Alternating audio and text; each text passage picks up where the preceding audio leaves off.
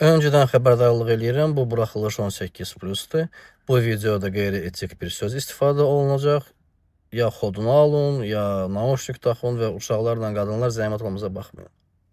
Bu buraxılışda söhbət 8 alı serialdan gedəcək. Həmin serial dayandırıldı.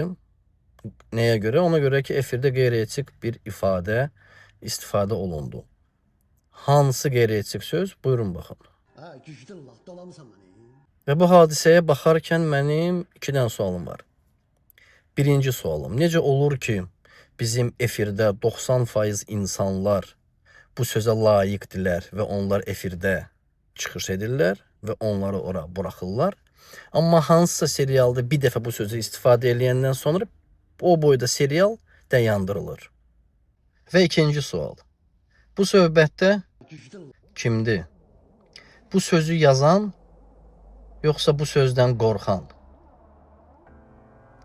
Mən cavabı bilirəm. Və mənə elə gəlir ki, bu seriala qadağa qoyan insanlar özləri də cavabı yaxşı bilirlər.